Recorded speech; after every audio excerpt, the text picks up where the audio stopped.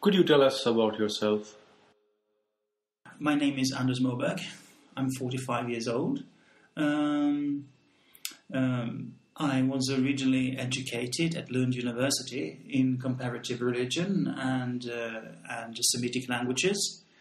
Later on, I studied some IT and information techniques, and also at the training college for teachers here in Malmö in the beginning of this millennia. I've been working as a project tutor, as a teacher, language teacher, and as a project manager. I've been taking courses in human rights. I have certain issues that I burn for, that I have a really strong feeling about, and that's human rights, the human value, irrespective of what kind of background we have, or irrespective of age or gender. Could you tell us about your views on integration and human rights? Everyone, without exception, has to improve, more or less, which includes myself. We have to begin, everyone has to begin with himself or herself, myself included, trying to become better people. And try to learn how to deal with society as a whole. When it comes to integration, for instance, and anti-racism, isn't that the Swedish society must become better at understanding and accepting people who have different ethnic background or religious background than what's common in the Swedish society originally. And people who come to Sweden or live in Sweden or are born here but with other ethnic backgrounds must learn to find ways to avoid problems, to avoid crime, for instance. For instance, when I was working as a teacher, I told lots and lots of immigrant guys, immigrant boys especially, that try to stay on the right path, try to avoid doing bad stuff. Because if the slightest thing you do, let's say that you steal a bike, it's not a big crime, but that's just a small thing. If you are a guy, if you have an immigrant background, you will be condemned by the Swedish society not just once, but 17 times on.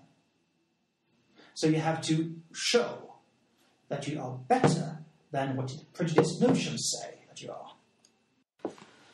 Could you give some advice on better integration? First of all, one has to understand, and that goes for everyone, that we are people.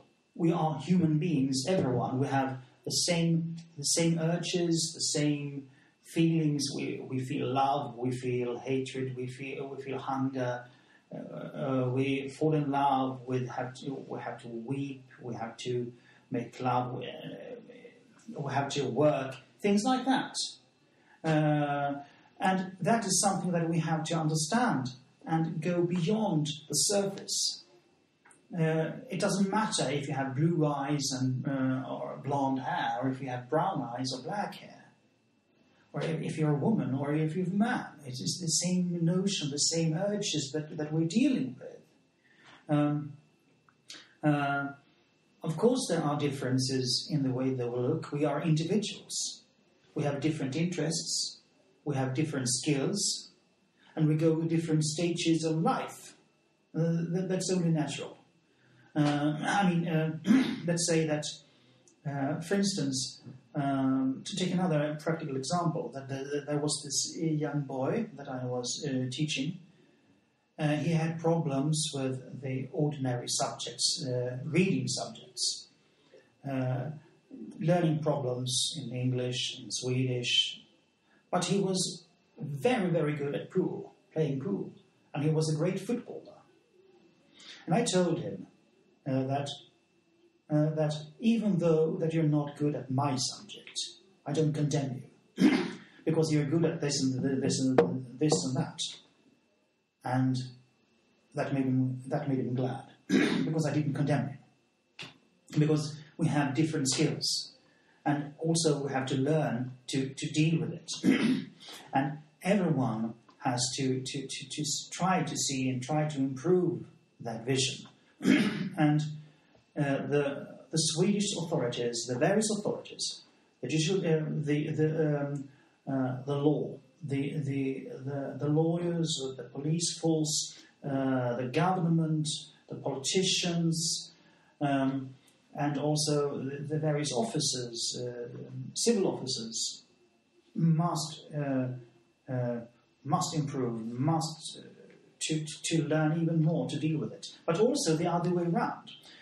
The ordinary people, irrespective of social background, or ethnic background, or religious background, must try to understand society better, try to learn to deal with each other better, to avoid the unnecessary conflicts. There will always be conflicts, always, because we're not living in a perfect world. And conflicts is a natural part of the world we live in. But we can at least try to improve things. And that's what I'm trying to do in various ways. You deal with honor-related issues in your books. Could you tell us more? Yeah, if we take the honor concept, honor is first of all, I would like to explain that honor as such is a good concept. Everyone has honor. And that's one of the problems with the subject. Because honor as such is a very good thing. To work hard, to do good things, and that creates honor. But honor-related issues, honor-related problems is another matter, because it to some extent is a gender thing, usually. That especially if a girl or a woman falls in love with someone who her family does not accept, she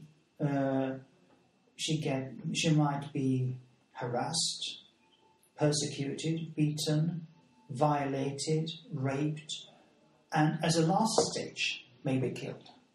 But having said that, one has to accept that it's not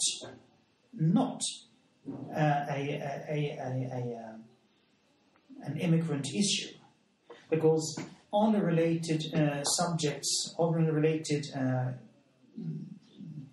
oppression, if you like, also exist in the Swedish society among Swedish people, ordinary Swedish people as well, but in a slightly different way.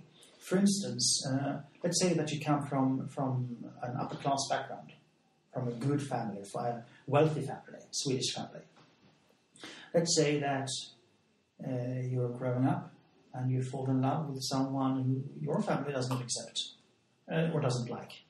Well, they might cut you off out of the will. Or say, no, we don't accept your partner. You have to marry him or her. Otherwise, we won't be with you. It's the same thing. It's there. But we don't like to talk about it because, well, they are Swedish, so it's hush-hush. But if it's happening in the immigrant context, we condemn it immediately. You see what I mean? For instance, but my idea is that everyone, to avoid these problems that actually do exist, we have to see that we, for instance, who are men, we must learn to respect women in much more. But also women who oppress other women or who oppress men must, or who hate men for various reasons, must improve.